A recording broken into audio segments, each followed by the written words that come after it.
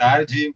Estou aqui tentando viabilizar uma live da minha querida Sarah Wagner York. A gente estava tentando pelo perfil dela, não estava rolando. Opa, alguma coisa aconteceu. Alguma coisa aconteceu que agora deu certo.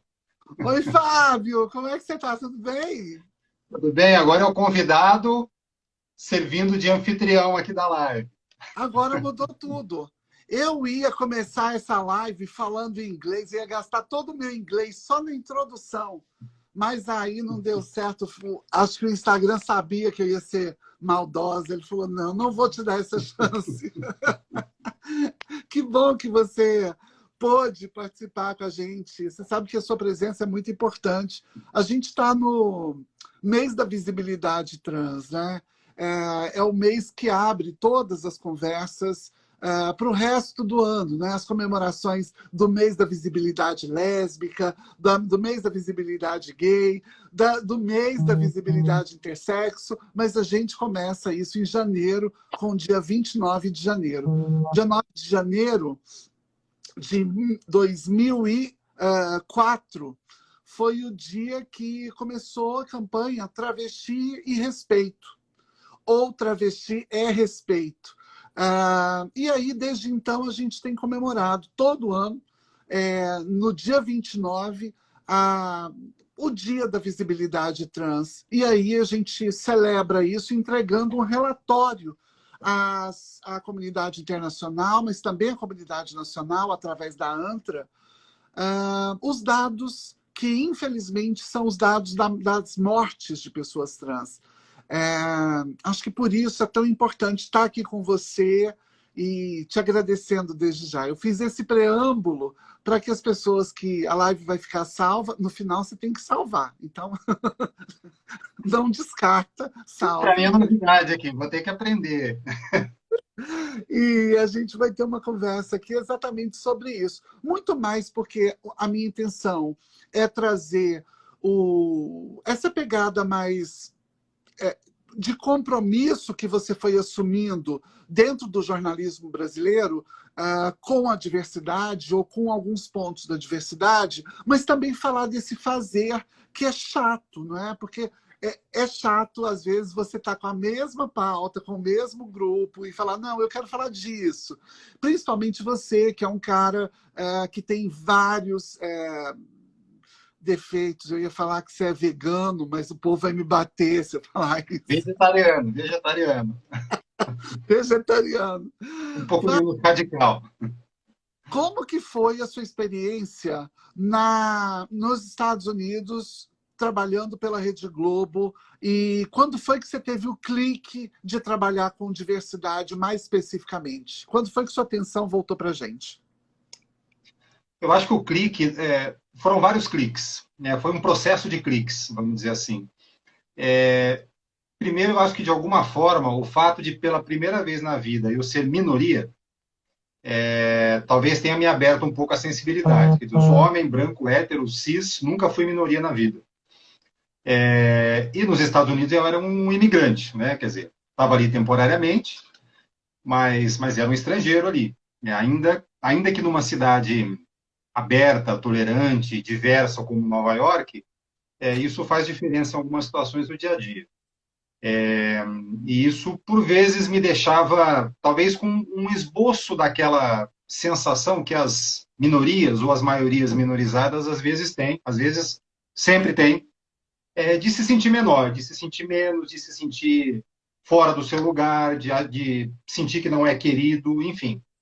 Em algumas situações do dia a dia eu passava por isso. Uhum. E aí houve algumas situações, enquanto a gente morava nos Estados Unidos, que talvez tenham dado alguns desses cliques. Então a gente teve, por exemplo, um amigo da minha esposa, que é gay e que estava morando lá, está morando lá ainda, ia se casar, e não ia ter ninguém da família dele no casamento, porque a família não aceitava a orientação sexual dele. E ele nos convidou, para o casamento, que era em Miami, e a gente foi. E, curiosamente, era o dia em que eu e minha esposa completaríamos 10 anos de casados. Então, a gente comemorou os nossos 10 anos de casados no casamento desse amigo. Então foi uma experiência, ao mesmo tempo, linda de ver aquele casamento, muito triste de olhar em volta e saber, cara, não tem parente dele aqui, não tem família dele aqui, tem alguns amigos, nós incluídos, né? Essa foi uma experiência que mexeu com a gente. A minha esposa, ela começou a fazer um curso de RH na NYU e escolheu como uma das disciplinas diversidade, e teve uma professora fera demais nessa disciplina, e ela voltava para casa todos os dias com inquietações, com revoltas, porque os olhos dela estavam sendo abertos naquelas aulas. E ela vinha e vomitava tudo ali comigo, né? Quer dizer, desabafava e, né, botava toda a indignação para fora. Ela ia me abrindo os olhos também. Uhum. E aí, em 2017, a gente foi numa viagem de feriado, a gente foi para Memphis, no Tennessee, que é um estado do sul, é um dos antigos estados confederados, então um estado com um histórico de, de racismo muito grande. E Memphis foi a cidade onde Martin Luther King foi assassinado. Uhum. E a gente foi visitar o hotel onde ele foi assassinado, que se tornou um museu. E é um museu, assim, eu digo que quando eu botei o pé para fora daquele museu, eu não era mais a mesma pessoa que tinha entrado 2 horas antes. Uau. É um museu que mexeu comigo e com ela de tal forma, nos revirou por dentro, assim. Foi uma experiência imersiva fortíssima. Eu fico imaginando o que é aquele museu para uma família negra americana, sabe? E a gente saiu dali muito mexido. Então foi mais uma experiência que foi se somando. A partir dali, eu me dei conta que, alguns meses depois, o assassinato de Martin Luther King completaria 50 anos. Sim. E aí apresentei um projeto para a minha chefia na Globo Nova York, para que a gente fizesse um grande especial sobre os 50 anos do assassinato de Martin Luther King. Esse projeto foi abraçado, a gente fez reportagens para todos os jornais de rede da Globo e para a Globo News também. Eu e um amigo, o cinegrafista Lucas Luiz, viajamos pelo sul dos Estados Unidos, voltamos para Memphis, fomos para Atlanta, onde Martin Luther King está enterrado, a gente entrevistou o filho dele. Enfim, fomos para Selma, cruzamos a ponte em Selma, e daquela viagem surgiu um especial, então, sobre os 50 anos da morte de Martin Luther King, que foi, eu digo assim, sem sombra de dúvidas, um dos trabalhos mais marcantes da minha vida. E acho que marcou definitivamente uma guinada, assim, uma tomada de consciência de que o jornalismo é uma ferramenta muito poderosa e ele precisa estar a serviço de lutas que são, ou pelo menos deveriam ser, universais. Então, quando eu voltei para o Brasil no começo de Certo. 2019, oi? Isso em 2017. Isso já foi em 2018. Em 2017 eu fui a passeio com a família. Em 2018 a gente gravou essa série de reportagens e as matérias foram exibidas. Você fica de 16 a 18 em Nova York. A gente ficou do fim de 14, na verdade. Uau. Finzinho de 14, aí 15, 16, 17 e 18. Eu terminei meu trabalho lá 18. Aí no comecinho de 19 a gente voltou para o Brasil. Uhum. E a gente voltou, ela na área dela e eu na minha, dispostos a trabalhar por isso, a, de alguma forma tentar fazer diferença, tentar abrir outros olhos, assim como os nossos haviam sido abertos. Sim. E eu voltei. Volta, né? E dá meio uma revoltinha. A gente vê em Nova York aquele fluxo de gente com tanta liberdade de exposição, de expressão, e aqui no Brasil, assim, pessoas pelo mesmo motivo sendo mortas e, né, de todas as formas. Sim, sim, e sendo mortas simplesmente por serem quem são, né? Quer dizer, é uma crítica que a gente costuma receber de quem discorda desse tipo de cobertura, do tipo, mas homens brancos héteros cis também são assassinados. Sim, são, mas não são assassinados porque eles são homens brancos héteros cis, né? E quem é LGBT também é assassinado porque está sendo assaltado, porque levou uma bala perdida, entre aspas, mas além de todos os motivos pelos quais um homem branco hétero cis é assassinado, um LGBT também é assassinado por ser LGBT. É o que a gente procura, enfim, argumentar e tentar ajudar a abrir os olhos das pessoas também, né? Em 2019, quando a gente voltou para o Brasil, eu já vim com uma ideia na cabeça de fazer uma série de reportagens sobre a população LGBT. Naquele ano, mais uma efeméride, seriam 50 anos da revolta de Stonewall, Uhum. que foi um lugar que eu conheci também, porque fica em Nova York, enfim, estive lá algumas vezes. E, enfim, considerado um marco universal, né, na luta pelos direitos LGBTI+. E a gente conseguiu fazer uma série de reportagens, foram 3 reportagens exibidas pelo Bom Dia Brasil, em junho, né, no mês do orgulho de 2019. Aquilo teve uma repercussão muito grande, muito positiva. Essa série foi feita com uma equipe muito sensível, né, muito cuidadosa com o tema, todos ali, produtores, editores, cinegrafistas, etc. E acho que para a gente foi um marco, assim, de colocar um produto de qualidade no ar, de esse produto ter uma repercussão no sentido de trazer até nós histórias de pessoas que se beneficiaram daquilo. Olha, minha família está conversando comigo de outro jeito, consegui conversar em casa sobre o assunto. Enfim, a gente começou a ver um começo de, talvez, transformação de algumas vidas. Uhum. E aquilo nos deu gás para continuar fazendo. Então, desde então, eu não sei quantas reportagens sobre a população LGBT+, eu fiz, de E, 2019 para cá, mas foram várias, e no Bom Dia Brasil, no Jornal Nacional, no Jornal Hoje, enfim, né, em vários telejornais. não, e as pessoas elas se assustam, assim, porque eu acho que muito mais do que estar preparadas para poder ver a matéria é assim, quem produz a matéria, né? Então sempre se espera que seja aquele parceiro que é o nosso parceiro gay, né? Ou alguém que seja sapatão, a lésbica, né? A gente quer dizer, não, isso seria o óbvio. O que é assim uma coisa quase que engraçada, de certo modo, é como as pessoas repercutem as suas participações, por exemplo, na parada LGBT de São Paulo. O pessoal tirando foto sua dizendo: olha o Fábio Turci na parada LGBT de São Paulo. E você estava com a sua esposa, né? Com a minha querida amiga Estela. Fábio, por que, que as pessoas ainda elas se assustam tanto com uma coisa tão óbvia? Por que, que é tão difícil imaginar você, homem cis, hétero, branco, pai de 2 filhos e tal, ser meu amigo e isso não perpassar o campo da sexualidade? Por que, que é tão difícil imaginar, assim, o senso comum imaginar que a gente é amigo, por exemplo? Eu acho que mostra que a gente tem algumas barreiras para derrubar ainda, né, Sara? Você vê, muita gente, quando me vê fazendo uma matéria como essa, ou quando me vê na parada, ou postando uma foto da parada, fala: ué, mas ele é gay? Não sabia. Não, pois é, mas por quê? E Por que eu você, não, preciso e ser gay para falar? você nunca responde, né? Você sempre deixa lá que alguém responda por você, que é o melhor. Porque, assim, quando eu tenho uma seguinte postura. Para eu chegar e falar assim: não, não, eu não sou gay, parece que eu estou me defendendo. Uhum. Parece que ser gay é uma coisa ruim, e eu estou lá falando: não, peraí, eu não sou gay, não. Então, assim, não vou falar, não vou argumentar, sabe? Se as pessoas pensam, que pensem. Tudo bem, não tem problema nenhum para mim.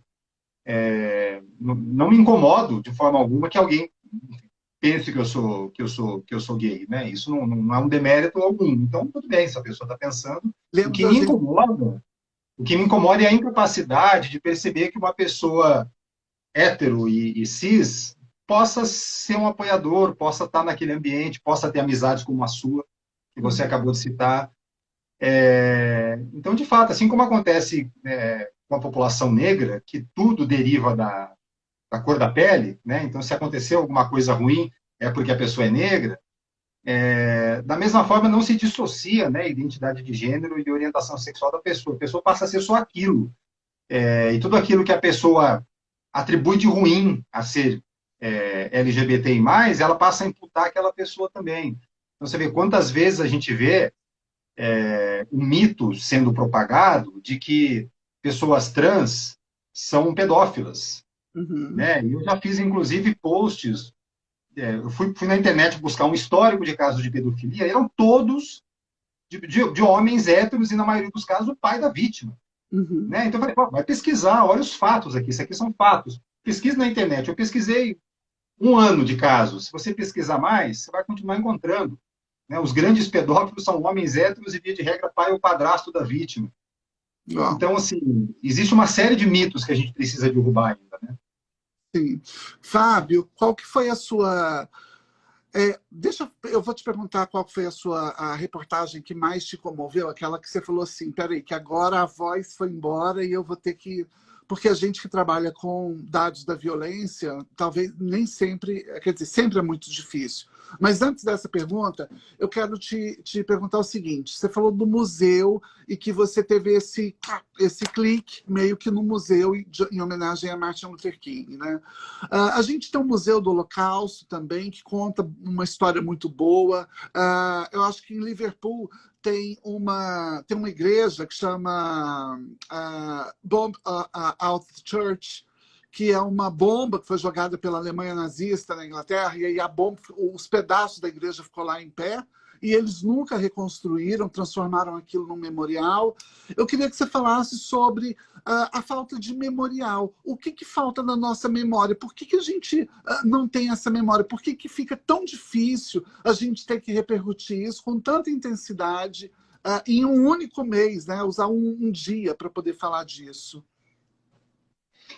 Eu queria até antes, Sara, até agradecer aqui Reginaldo Tec, um amigo meu de Bauru, mandou uma mensagem muito carinhosa aqui. A Miriam, que é dizendo aqui que é das Mães pela Diversidade, uma organização incrível que eu admiro muito, que inclusive foi objeto de uma matéria que eu fiz no ano passado e que me emocionou muito, respondendo já uma parte da tua pergunta. O trabalho das Mães pela Diversidade é incrível. Sara, eu confesso para você que eu não sei te responder, assim, por que a gente não tem por que a gente não tem uma memória mais presente, uma memória mais construída? Por que a gente... Eu acho que a gente está caminhando para Você ter sente esses temas... fazendo isso? Você Desculpa? sente que você é parte dessa construção que a gente tem feito? Eu sinto, eu sinto. A minha profissão me permite isso, o veículo de comunicação para o qual eu trabalho permite isso. A gente consegue trazer esses assuntos para falar, os assuntos são bem recebidos, são bem-vindos. Esses assuntos mobilizam os meus colegas, aquelas pessoas com quem eu trabalho, elas se envolvem com esse trabalho, elas gostam de fazer essas matérias. A gente vê os brilhos nos olhos dos colegas, eu fico muito feliz com isso. Eu acho que, assim como a sociedade vem evoluindo nesse tema, e você tem cada vez um número maior de pessoas atentando para isso, olhando para isso, tomando consciência e, às vezes, tomando alguma atitude, eu acho que a mesma coisa acontece com o jornalismo, como reflexo da própria sociedade também. Acho que o jornalismo está mais de olho nisso. Eu vejo muitos colegas vêm até mim conversar, estou com uma ideia assim assado, né? Você que costuma cobrir isso, o que você acha? Eu conheci uma pessoa, seria uma personagem excelente para uma matéria, o que você acha? Vamos conversar. Então, assim, os meus colegas já se envolvem com isso também. Legal. E é muito bom ver que não sou eu, é o jornalismo, né? É a TV, as pessoas estão cuidando disso. Né? Tenho colegas que tratam do assunto maravilhosamente bem, tem a sensibilidade, tem o olhar. Então, eu acho que a construção está acontecendo. Ao mesmo tempo que a gente tem uma sociedade muito polarizada e, portanto, uma oposição ao tema muito mais vocal, eu acho que, do outro lado, o grupo a favor, o grupo consciente, o grupo que lida com informações e não com mitos e fake news e tudo mais, eu acho que esse grupo está se tornando mais numeroso também. Uhum. E é uma mudança, acho que é um passo depois do outro. Eu imagino a urgência de vocês, que acumulam em décadas de vida, a urgência em ver essas mudanças acontecendo, implementadas, válidas, algumas delas via dispositivos legais, decisão do Supremo, lei, resolução, etc., vem acontecendo nos últimos anos. Isso não cobre tudo ainda, então acho que a urgência de vocês continua, Uhum. até porque a gente está falando em estar vivo ou não estar, Sim. então a urgência é imediata, é algo com a urgência da fome, que é para Uhum. agora, é o já, mas eu acho que a sociedade vem caminhando aos poucos, eu acho que a gente está melhorando. Você está falando de urgência, é como algo da urgência da fome, né? É, eu fui moradora de rua, então, assim, eu acho que tem coisas que, assim, não dá para esperar, né? Por exemplo, não dá para esperar decidir qual banheiro que eu vou usar porque meu cabelo não está arrumado e eu não estou parecendo mulher o suficiente para poder entrar lá dentro para fazer xixi ou cocô. Coisas desse nível, né? Que a gente ainda está falando. A gente está falando de crimes muito cruéis, de coisas muito, muito primitivas, né? Talvez que nos remeta ao pior do ser humano, né? Que é esse apego a talvez uma porção de um sadismo, talvez, né? Em ver um outro ser humano sofrendo e não se compadecer, não se sentir empático diante disso.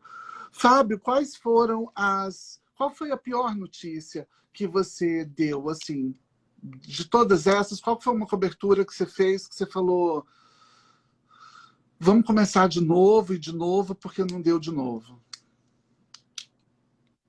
Sem dúvida, é quando a gente fala do assassinato de uma pessoa, né? Houve uma matéria, por exemplo, que eu fiz para o Bom Dia Brasil, do assassinato de uma travesti no Centro-Oeste. Eu acho que foi, eu não vou me lembrar a cidade agora, mas foi em Goiás. Uhum. E assassinada por um companheiro ou um ex-companheiro, enfim, com crueldade, com ódio. Uhum. Eu acho sempre muito triste dar esse tipo de... Enfim, é triste dar a notícia porque é trágico que isso tenha acontecido, né?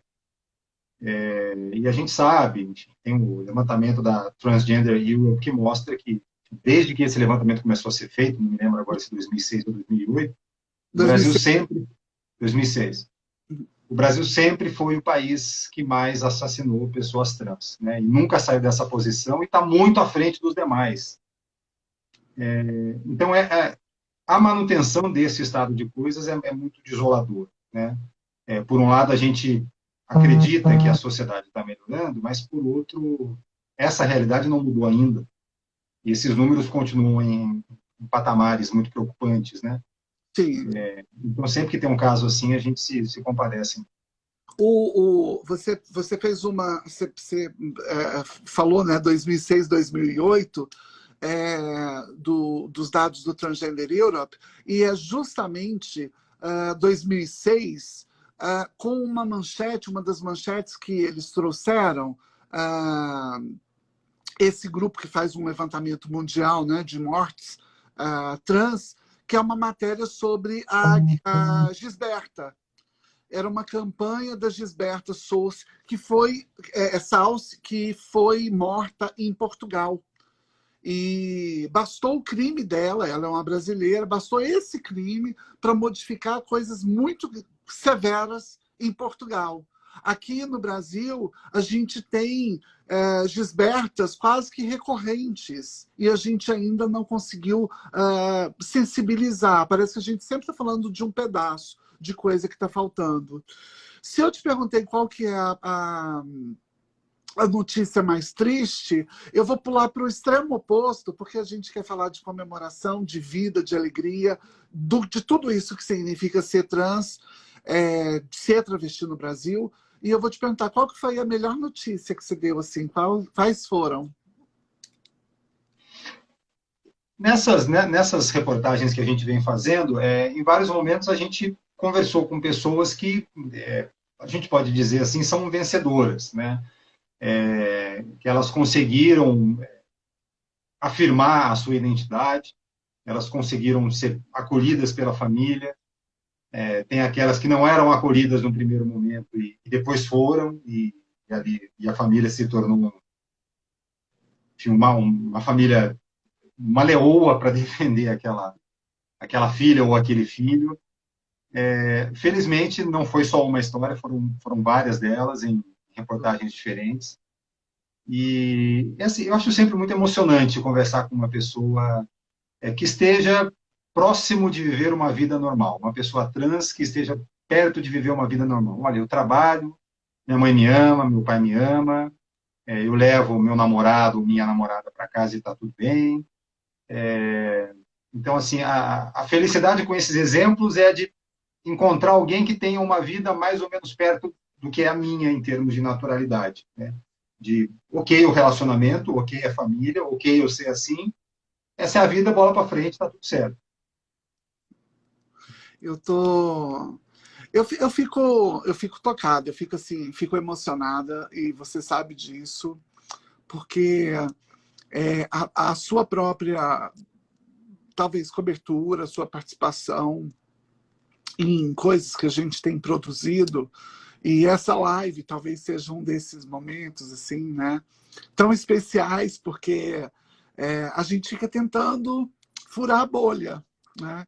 Eu, enquanto alguém que produz conhecimento em sala de aula, enquanto professora, mas também enquanto jornalista, eu fico vendo ali o quanto é difícil estabelecer algum vínculo de credibilidade entre a minha imagem e aquilo que eu estou dizendo. E como isso é tão complicado.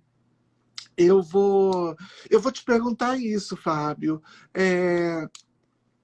Por que ainda é tão difícil uma travesti trazendo reportagens, falando de coisas tão sérias? Por que ainda é tão difícil ser vista com credibilidade, como eu tento fazer do meu programa?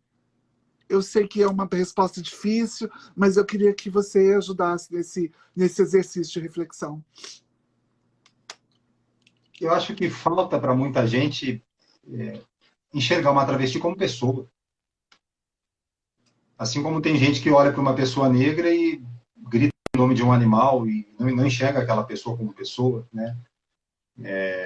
Assim como no passado escravocrata do Brasil, por exemplo, discutia-se se os escravos tinham alma ou não.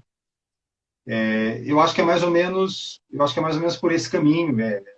Tem gente que olha para uma travesti na esquina à noite e não é capaz de enxergar ali uma pessoa que talvez não quisesse estar ali, que talvez só esteja ali porque não lhe restou mais nada na vida, nem ninguém na vida, que enxergue que aquela vida é extremamente dura, difícil, perigosa, que se morre muito naquele tipo de situação. Até abrindo um parênteses, eu não era fã da Marília Mendonça, eu não conhecia as músicas dela, e quando ela morreu, eu estava de plantão naquele fim de semana, eu falei, bom, preciso me familiarizar de alguma forma com a obra dela. E comecei a ouvir algumas músicas dela. E ela tem uma música chamada Troca de Calçada, se eu não estou enganado, que fala exatamente disso, vamos dizer assim, o eu lírico, né, o personagem, o protagonista da letra é uma mulher prostituta, enfim, não fica claro ali se travesti ou não, mas é uma mulher, não sabemos então se trans ou se cis, mas é uma mulher prostituta e que narra como lhe dói no coração uma pessoa que, talvez um amor antigo, etc e tal, que quando a vê troca de calçada, atravessa a rua para passar longe. Eu acho que é um pouco isso, acho que falta a muita gente enxergar grupos da nossa população, como negros, como travestis, ou como LGBT mais em geral, como pessoas. E serem capazes de alguma forma, imaginar as lutas que aquela pessoa já enfrentou para estar ali. Ou muitas vezes para ainda estar ali, quer dizer, já lutou muito e ainda está ali na esquina. É difícil, eu gostaria de não ter essa opinião, essa conclusão, mas eu acho que é isso. Acho que muita gente não enxerga Sim. pessoas como você, Sara, tão querida, tão qualificada, tão estudada, tão batalhadora, como pessoas. Né? Eu, às vezes, assim, eu saio dando aula mesmo, né? Eu costumo dizer, Fábio, que eu dou uma aula que é um show para os meus alunos, assim. E as pessoas começaram a me perguntar por que sua aula é um show, né? E aí eu comecei a explicar que não é porque não é nada assim do campo do exótico, do circense, não é nada disso. Mas tem muito a ver com isso. Porque toda vez que eu saía de casa para dar aula, e eu sou professora há muito tempo, é, eu indo para a escola, não teve um dia que eu não ouvisse uma piada, alguém cutucando ou alguém me apontando e dizendo, olha lá, né? E aí as palavras são diversas, né? Das mais ofensivas às menos ofensivas. E eu, como um bom ser humano, né, que corre sangue na veia, no início da minha vida, eu ficava muito irritada e eu xingava. Com o tempo, eu fui guardando isso. E quando eu retorno para o Brasil, acho que em 2012, e aí começo mesmo a trabalhar como professora no interior daqui do Rio de Janeiro, eu ouvi essas palavras e eu falei, eu não vou... Eu chegava muito triste na sala de aula e eu falava, os meus alunos, eles não merecem que eu chegue triste na sala de aula. E eu vou começar a cortar esse circuito. E o modo de cortar esse circuito era, literalmente, assim, eu entrava muitas vezes na escola, muito machucada, chorando muitas vezes, e aí era aquela enxugada no olho, e aí abria um sorriso e falava, e aí, gente, bora fazer aquele aulão, porque eu tinha que quase que encarnar uma personagem para poder dar conta daquilo que tinha me violentado tantas vezes. Com a pandemia... Só um parênteses rapidinho, mas eu estou aqui te ouvindo e tentando imaginar o tamanho da força que você tem para agir dessa forma, para passar por tudo isso na rua, chegar na sala e dar um show. Então, minha admiração, meu respeito. É nóis. É nóis. Você não é brincadeira, não, cara. É É nóis, isso, é sabe? isso. É uma guerreira. E aí até que a gente consegue, durante a pandemia, talvez, assim, esse momento que para mim foi tão importante, assim, quando eu comecei a fazer, a ancorar o giro na 247, a Antra subiu uma nota, eu não sabia a princípio, aí eu vou conversar com Bruno e Keila e elas dizem assim, ó, você acaba de chegar num lugar que nenhuma tinha chegado. Falei, entrei no banheiro errado. Ela falou, não, você é a primeira travesti a ancorar um programa de jornalismo no Brasil. Aí eu falei, não, mas já tem, eu acho que eu já vi Léo Áquila, já vi outras pessoas, já vi Lisa Gomes, né? Aí ela falou, não, a ancorar o programa, tem repórter, tem um monte de gente, mas ancorando um programa definido e pautando, você é a primeira no Brasil. Tem a Diana Zurco na Argentina, tem a Leone Dourado como chama? Eu acho que é na Bolívia. No Paquistão tem a Marvia Malik, que é uma mulher trans, mas aqui a gente chegava com esse título, assim, eu achei revolucionário, mas eu fui entendendo como que essa revolução acontecia. E aí a minha pergunta para você, que cobre e que está num grande jornal, né? Você substitui a Lopretti, aliás, você é tipo aquele prata da casa, né? Você entra no lugar de todo mundo ali, que precisou, chama o Fábio, que você está lá. Será que a gente vai demorar muito, Fábio, a ver uma jornalista numa grande emissora, uma jornalista pautando nessa posição de poder, fazendo história? Olha, Sara, em algumas empresas, em alguns setores da economia, a evolução está sendo mais rápida do que em outras áreas. Eu acho que no jornalismo a evolução está sendo rápida. Tanto em termos de cobertura, então aquilo que a gente coloca para fora, para a nossa audiência, quanto internamente, na diversificação entre nós jornalistas, né? Os colegas ali de trabalho, na frente e por trás das câmeras. Uhum. Eu vou te dizer que eu não me surpreenderia se não demorasse muito, não. Ó, Aí isso aí dá uma embargada na voz, porque talvez essa seja a grande notícia, né? E a gente tem visto como as grandes mídias sérias, né? Têm se portado, porque também tem grande mídia aí que está passando vergonha a rodo, né? Não vou nem falar nada, para a gente não ir para outro campo. Eu acho que a gente está chegando no final, Fábio. A gente tinha separado um minuto, uma hora para conversa, mas os primeiros 15 minutos foi para a gente passar raiva, descobrindo como que entra aqui. É...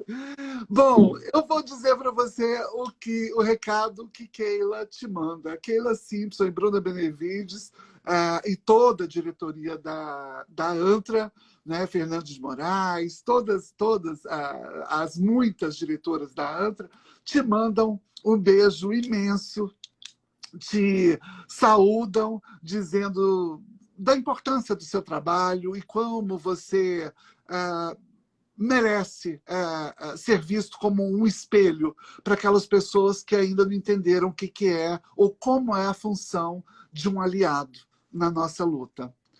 E, desse modo, eu te agradeço e deixo com você as palavras finais, aí, sem finais, porque eu espero que a gente possa trocar outras vezes.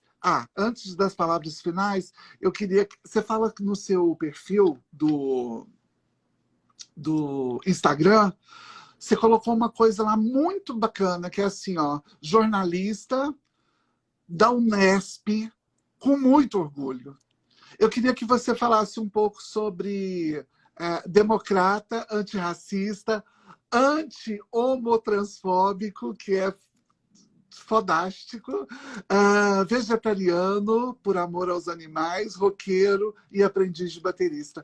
Eu queria que você dissesse a importância dessas palavrinhas num lugar onde tanta gente possa te ver, assim, o que isso significa, e aí se despeça para a gente poder seguir.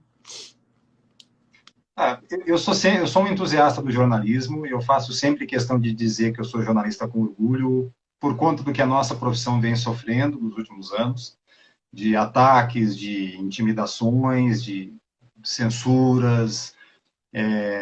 Então, inclusive em conversas com estudantes de jornalismo, quando a gente tem a oportunidade de fazer, né, palestra para estudantes, eu sempre digo, eu sou jornalista com orgulho, e fico feliz de sair dessas palestras ouvindo a garotada também batendo no peito e dizendo sou estudante de jornalismo com orgulho.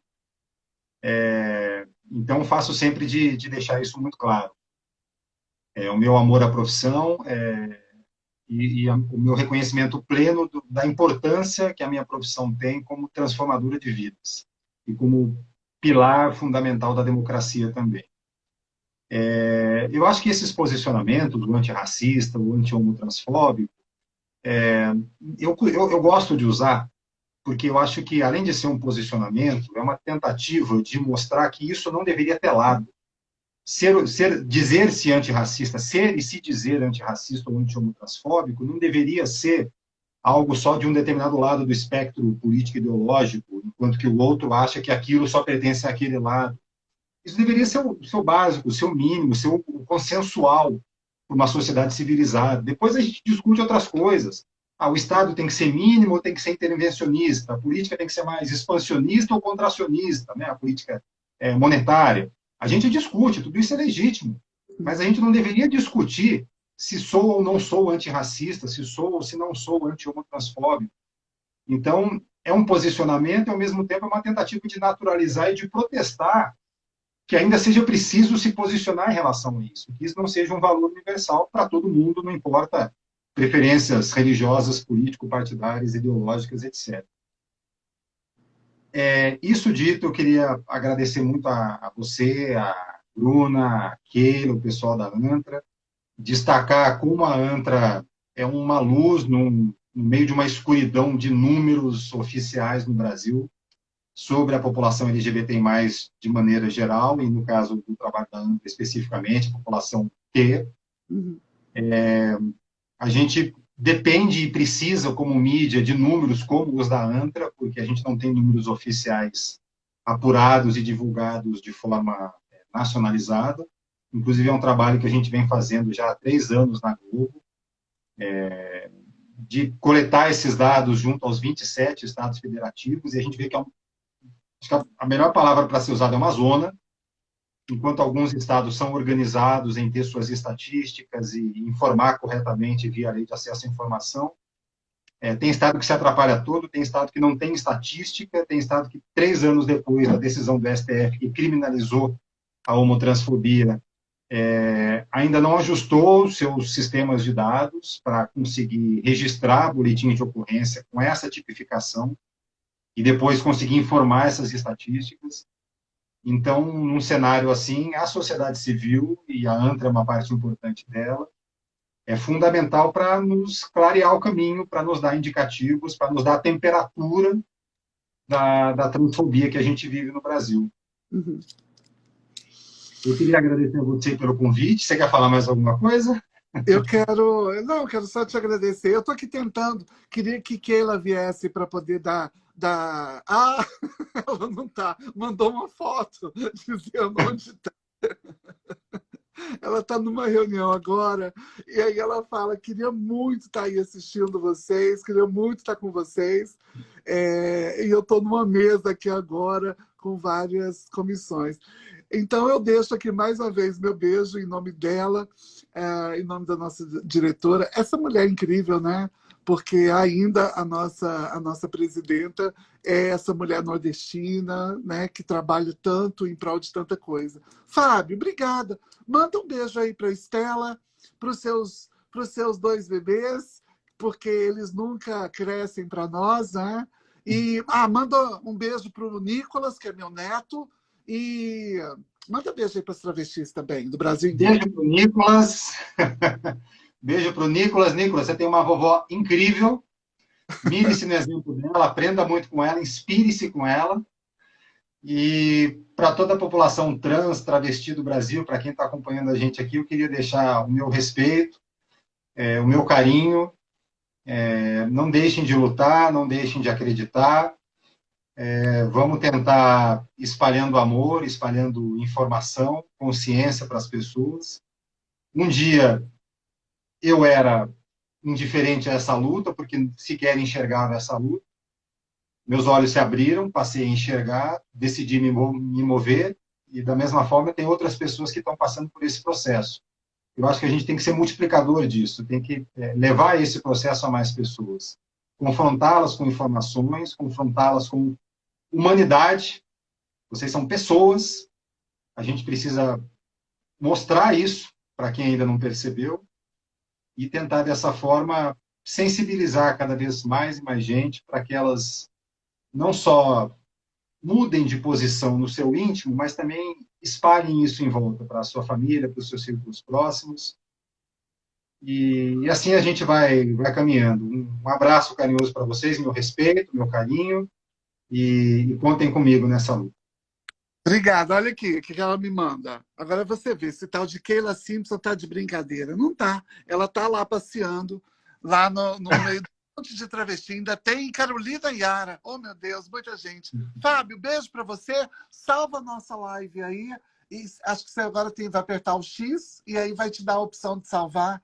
E depois a gente vai assistir isso muitas vezes. Para você que está passando por aqui, curta, compartilhe, me siga, por favor, siga antrabrasil.org e a gente segue para outros movimentos. Queria agradecer a todo mundo que participou aqui também, não deu para ler as mensagens, a gente engatou na conversa aqui, mas estou com todas elas aqui, muita mensagem carinhosa, muita demonstração de amor aqui. Então, obrigado a todos vocês que estiveram com a gente aqui, viu?